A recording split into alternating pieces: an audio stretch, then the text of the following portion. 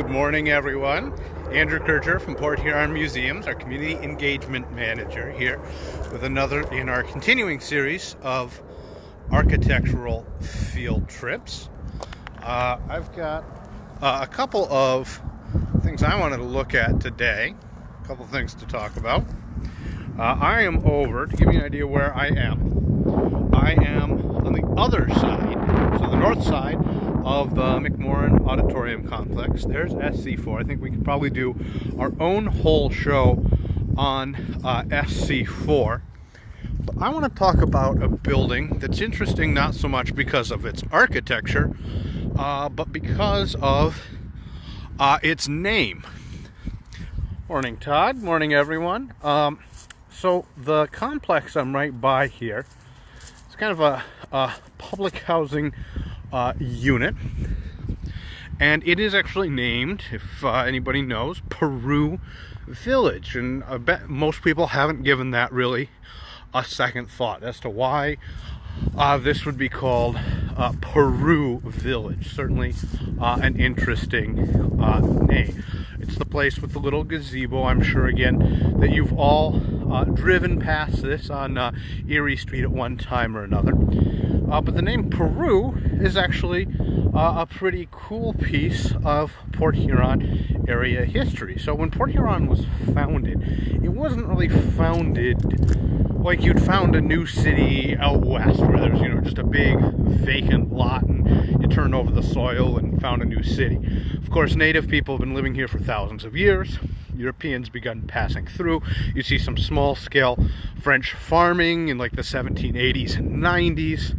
It's really not until the 19th century, like the 1820s and 30s, that you start to see kind of permanent settlement like we'd understand it today in the area. Now, you see that being done in the 1830s for a couple of reasons. One of the big reasons is that Michigan is on the verge of statehood. The Erie Canal opens in the 1820s. It's an easy all-water route that connects the Hudson River in New York all the way up to the Great Lakes. And so you start to see lots and lots of people moving to the area we call Michigan. Of course, Detroit is a huge hotbed of population where most people are living, but they start to spread out, and the Thumb is a pretty natural location. And you start to see a number of plats. So when you think of a plat, think of like the big map you have at the beginning if you ever played Sim City, where there's no buildings yet, and you decide, well, where do I want things? Where do I want people to live? Where am I going to want industry? In the 1830s, you're going to want industry by the water. Today, we think about the water as a comfortable place to live. All right, so here we are. Again, Peru Village. So why are we calling this Peru? Well, one of those very early settlements was named Peru, the one that was actually right up here, platted by a guy named Edward Petit, French. Obviously, there's a lot of French Canadians living in this area at that time. Again, if you still aren't quite sure where we are, again, we've got all of SC4 down there. We've got McMorran back that way. This is one of the newer buildings.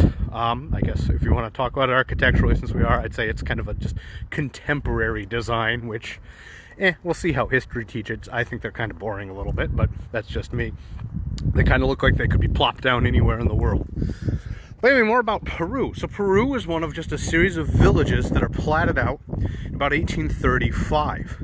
So Fort Gratiot and the village of Gratiot springs up around the fort. That one makes sense. Desmond is another one. If you've heard of Desmond Landing, Desmond is south of the Black River.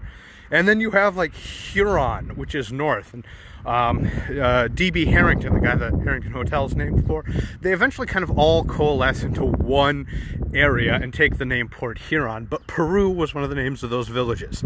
Now, it is really unclear why they picked Peru. I'm checking to make sure it's safe to cross the street here. Why they picked the name Peru. There's not really any special significance or tie to the area. There is one other kind of neat connection to South America. It's actually the city of KPAC. The name KPAC actually comes from Manco Capac, who was an Incan ruler in the 15th century. There was a doctor who went out and founded the city of KPAC and just thought that'd be a cool name. Yeah, I don't really think the Inca Empire when I think of KPAC, but that's one other little connection. All right, so we've talked a little bit about, again, Peru Village, where it gets that name, and we've talked a little bit, again, the building, not too much to say about it architecturally. It's a big institution, but I'm here by another building. This house right over here. This house is one that my dad talked to me about all the time when I was a kid. He called it the skinniest house in the world. Pointed it out every time we went by. Now, I have some sad and disappointing news. It's not the skinniest house in the world, but it is a very skinny house. This is one you've probably all driven past. Maybe you've missed it. Maybe you've never seen it before. So I'm right across the street from it, and you can see this is not a wide house. This is maybe 20 feet wide.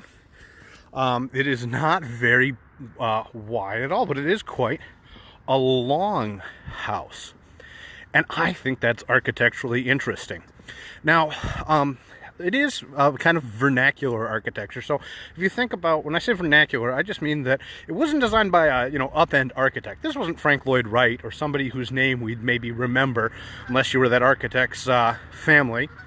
But then again, most houses are vernacular architecture like that. Most homes are not designed with a high-end architect, and actually for most of human history, they aren't designed by an architect at all.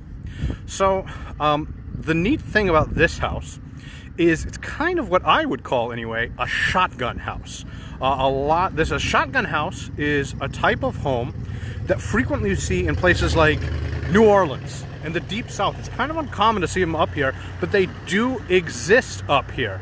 And even the name, these go all the way back to like the 1820s, the 1830s, especially in New Orleans where it's really crowded. And the name, it's unclear exactly why they call that. Some people think that the house itself, if you look at a floor plan, kind of looks like a double-barrel shotgun, where you've got a hall and you've got rooms next to it. Another reason, my favorite version of the story, is that in most of these homes, there's a door out the backyard.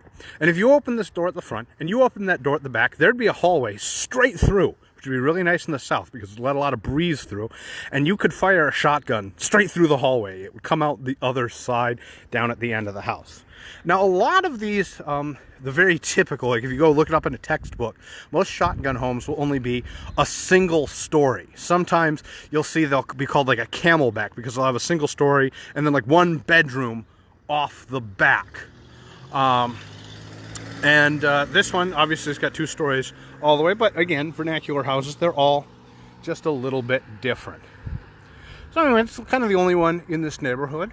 I don't know of any other. If somebody watching this knows of another cool like shotgun house like that, a very skinny house, I think they are kind of neat to look at. This whole little neighborhood I think is pretty interesting. This is the neighborhood, again, between SC4 and the hospital. And I'll be really interested to see what happens to this neighborhood in the next 10, 20, 30, 50 years, because both the hospital and the college have grown pretty significantly in the last few years. You can see most of these historic neighborhoods had a couple of shops. Our neighborhoods were a lot more compartmentalized in the 20th century. Like, we didn't have a north end where people would go up to Kroger or Farmer Jack, or well, not Farmer Jack anymore, but Kroger or Meijer or Walmart. There'd be all these little neighborhood shops. So each neighborhood would have like maybe a neighborhood bar, a neighborhood grocery store. Those are all different types of buildings that you'd see in each of these neighborhoods, and there's some remnants of this. I know, for example, the building right up there is from the 1880s. It's one of the older buildings in this little neighborhood. But you see lots of just kind of normal family houses. It's a nice little porch. There's some nice spindle work on the railings of that fence. Very typical. Now, we've talked about this before. There is a mansard roof on this house. It looks like it's been redone and newer siding, but wouldn't be surprised if that building dated back to like the 1870s or the 1880s. That was very common at that time. There's another one that I always really liked. this house, which I'd call a Queen Anne style, because it's got a couple of different cool architectural features that you don't see a whole lot. It's got that keyhole around that window, and here's another cool one for you. You see that dormer? So that's the little thing that sticks out of the roof there with the window. That one's kind of round. They call that an eyebrow dormer because it looks like your eyebrow. So kind of a neat little piece there. Anyway, those are just some of the things you can see walking around just 1 or 2 blocks here in this neighborhood. Again, it's kind of overcast, but it's still a pretty nice day out. It's warm, so if you get a chance, you can still go outside and go on a walk. You can remain socially distant. You'll notice there's nobody around, so you can stay kind of by yourself. We've got, oh, here's a cool thing. This house has a tower, so another kind of Queen Anne element there with that tower. And a lot of these houses have changed, especially with clapboard, which is the original siding. It's really hard to maintain, so a lot of these you'll see they get the kind of vinyl siding because it lasts quite a bit longer. Anyway, I want to thank you all for coming along with me for another little walk today. I think we can keep doing these as long as I'm feeling well and the weather holds up. If you've got any ideas or suggestions, throw them up in the comments. Again, my name's Andrew Kircher from Port Huron Museums. This is just something I've kind of got a passion for and enjoy, and I'd love to see other people appreciate the historic things in their own neighborhood as well. If you like what you see, feel free to comment, share this with your friends, let them know, have them give some ideas for places to go and look at. And if you want to support the museum right now, this is a great time to pick up a Huron Experience Pass. So you can visit all of our historic sites this summer when we're all going to be itching to get out of the houses and go to some cool places like that. You can pick those up on our website, phmuseum.org, and they'll be good for a full year. A full year from when they're good. Oh, somebody asked. So Tammy, turret, not a tower. So this was my understanding, and I've been known to be mistaken before, that a tower typically goes all the way to the ground, whereas a turret will start on like the second floor or up. That one went all the way to the ground. So I would call that a tower, but they're kind of synonyms. People would know what you're talking about, and ultimately, isn't that what communication is about? Somebody knows what you're trying to say. It makes sense, and that's what you're trying to do at the end of the day. Anyway, Court Street, Todd suggested. That is a great idea. We've got a great historic street there. I think that's coming in the near future for sure.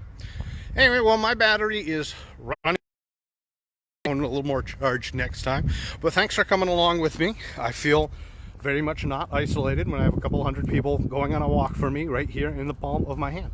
So thanks again for coming along, and until next time, enjoy the history in your own backyard.